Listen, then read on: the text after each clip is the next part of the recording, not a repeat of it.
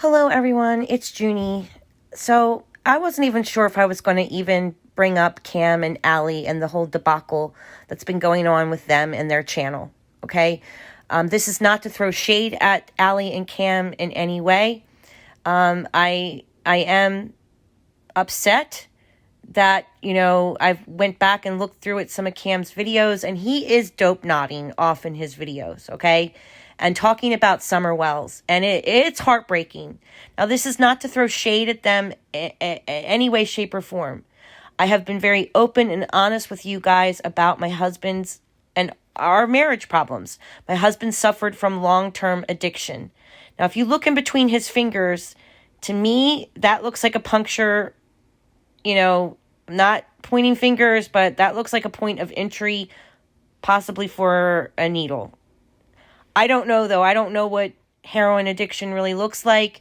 I don't mean to sound like a Karen. Maybe I am a Karen in a way. I am an older lady, and I don't want to throw judgment at them because my husband, my husband suffers from viral encephalitis, okay? When I was pregnant with our son, my husband caught viral encephalitis, and he had a massive stroke in his frontal lobe, and the infection settled in the frontal lobe of his brain. The frontal lobe is where your soul is. He had a massive personality change, suffered memory loss. He had to learn how to hold a fork again. He had to learn how to speak again. And, he couldn't handle it. It was too much. And we had a newborn baby. It was hard, okay? And my husband became addicted to alcohol. Now, the thing about alcohol, it's on every corner. You can get it anywhere. Unlike, I don't know what Cam and Allie are doing, but this gentleman right here, Bruce Alexander, he did a study. There was this long time study back in, the early 60s, 70s about, putting a rat in a cage with heroin or an opioid. And, this study was done that the rats, would kill themselves because they would just keep going back. They'd had a water bottle without heroin and a water bottle with heroin. And it's a very cruel experiment. And I don't know why it keeps getting repeated today because it really shouldn't, because we already know the results of this cruel thing. But it's a blessing. It was a blessing because we learned something about human nature while experimenting with drug addiction with these rats. And I wanted to share with you because with my husband's addiction, we were told we had to go to Al-Anon. We had to go seek out professional help. I had to take my kids to Al-Anon meetings, and we met an older woman in there that was in her late 60s who had a husband that was a raging alcoholic. I mean, he died. And she shared with me this story about Bruce Alexander's study. And it gave me a different understanding of human nature and addiction. And I wanted to share it with all of you guys. I found this little clip on the internet, and I'll put all the copyright claim stuff on here and everything. But it is very interesting. And I wanted to share this little clip with you guys because of what's going on with Cam and Allie. Okay? All right. Here's the clip. It looks like the beginning of the clip got cut off, and it talks about, people in hospitals are basically giving opioids every day. Not everybody comes out of the hospital and becomes a heroin addict or addicted to heroin, or addicted to opiates. So that's the beginning of the clip is talking about hospitalization. Okay, here it goes. Deluxe heroin in hospitals right now, so at least some of them should become addicts. But this has been closely studied. It doesn't happen. Your grandmother wasn't turned into a junkie by her hip replacement. Why is that? Our current theory of addiction comes in part from a series of experiments that were carried out earlier in the 20th century. The experiment is simple. You take a rat and put it in a cage with 2 water bottles. One is just water, the other is water laced with heroin or cocaine. Almost every time you run this experiment, the rat will become obsessed with the drugged water and keep coming back for more and more until it kills itself. But in the 1970s, Bruce Alexander, a professor of psychology, noticed something odd about this experiment. The rat is put in the cage all alone. It has nothing to do but take the drugs. What would happen, he wondered, if we tried this differently? So he built Rat Park, which is basically heaven for rats. It's a lush cage where the rats would have coloured balls, tunnels to scamper down, plenty of friends to play with, and they could have loads of sex. Everything a rat about town could want. And they would have the drugged water and the normal water bottles. But here's the fascinating thing. In Rat Park, rats hardly ever use the drugged water. None of them ever use it compulsively. None of them ever overdose. But maybe this is a quirk of rats, right? Well, helpfully, there was a human experiment along the same lines, the Vietnam War. 20% of American troops in Vietnam were using a lot of heroin. People back home were really panicked because they thought there would be hundreds of thousands of junkies on the streets of the United States when the war was over. But a study followed the soldiers home and found something striking. They didn't go to rehab. They didn't even go into withdrawal. 95% of them just stopped after they got home. If you believe the old theory of addiction, that makes no sense. But if you believe Professor Alexander's theory, it makes perfect sense. Because if you're put into a horrific jungle in a foreign country where you don't want to be, and you could be forced to kill or die at any moment, doing heroin is a great way to spend your time. But if you go back to your nice home with your friends and your family, it's the equivalent of being taken out of that first cage and put into a human rat park. It's not the chemicals, it's your cage. We need to think about addiction differently. Human beings have an innate need to bond and connect. When we are happy and healthy, we will bond with the people around us. But when we can't, because we're traumatized, isolated, or beaten down by life, we will bond with something that gives us some sense of relief. It might be endlessly checking a smartphone, it might be pornography, video games, Reddit, gambling, or it might be cocaine. But we will bond with something because that is our human nature.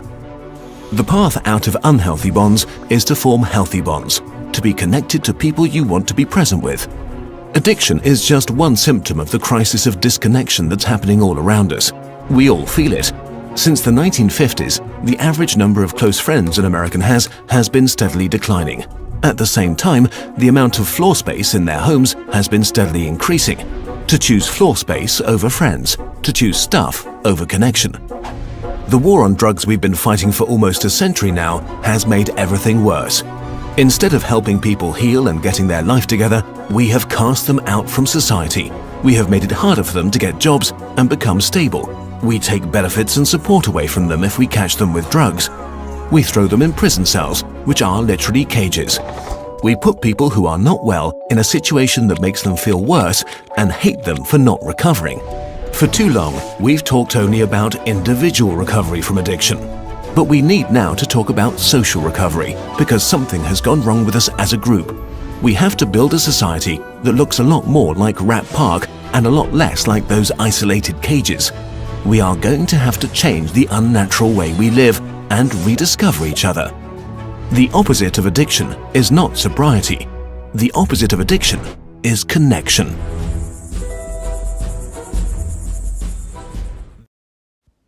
Okay, so I just wanted to share that little clip with you about addiction.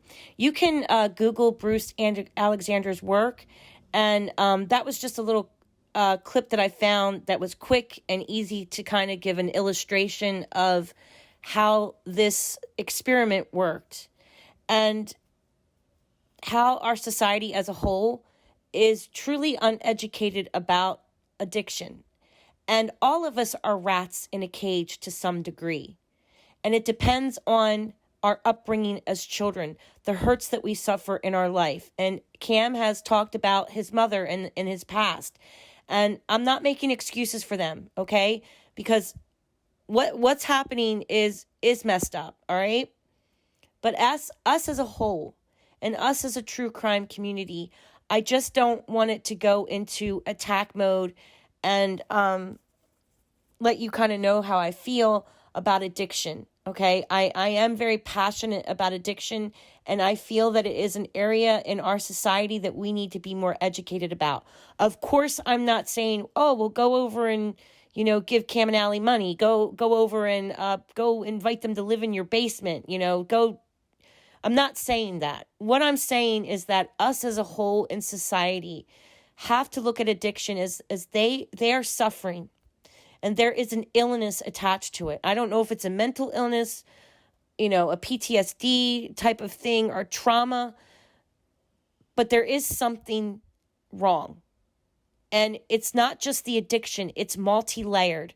And I just don't want to have a hate mob, and I wanted to let you guys know how I stand about it. I have a husband that was an alcoholic, and he says it all the time. He's always going to be an alcoholic. Even if he's not drinking and sober, he still is an alcoholic. And it's people, places, and things. People, places, and things that can trigger alcoholism at any time, or your addiction can flare up at any time. You're always an addict. And I just wanted to let you guys know how I feel about addiction, and, that we will continue to pray for Cam and Allie to get sober and walk the life of sobriety. And it is hard because it's not just sobriety that makes you sober. It's connection. And it's the good connection that you need to surround yourself with. Surrounding yourself with good people, places, and things, okay? And putting the cage that you're in, a healthy cage. Just like Bruce Alexander, he set up a rat haven where these rats had everything that they needed, and they didn't go back to the heroin. And sometimes they had these little heroin water bottles set up like kind of hidden around in this rat fantasy park, right? Where they'd have to go behind something like in a back alley to go find the heroin bottle. And sometimes they did, but it wasn't all the time, and they wouldn't overdose because they had happiness to go back to. So it is interesting. And I'm not saying that, this is nothing political. I don't have any axe to grind or anything like that, guys. I just wanted to share this clip with you because it was shared with me in an Al-Anon meeting, and it did open my eyes to not be so angry, okay? And it's conflicting, and I wanted to share it with you guys, okay? Blessings to you all. Keep praying for Cam and Allie. Keep praying for Summer. Keep praying that the Wells get sober as well. I know that's confusing for you guys to understand that I say that all the time, but I do. I'm praying for them to get sober because we haven't had a sober statement from them yet. We haven't been privy to a sober account of that day from either parents. And I do believe that sobriety, after it's 28 days. It's 28 days to break a habit. There's a reason why rehabs have you in there for 28 days. After 28 days, after 30 days, Candace and Don could think so much more clearly about that day. And we do have missing time frames. We have conflicting statements. Neighbors say one thing. Hunter says another thing. Candace says one thing. Don says another thing. And Don is truly a third-party contact. He's repeating what he was told. So I don't know why Don is the spokesperson for the family, because honestly, he's just repeating what he's been told. And none of them are sober. Some of the neighbors aren't sober. So, it'd be great if we could just finally, for once, get a sober statement from everyone involved. And that's all that I'm saying. And I just wanted you guys to watch that clip to kind of just give you another set of eyes to look through addiction. Okay. Blessed be everyone. Bye-bye.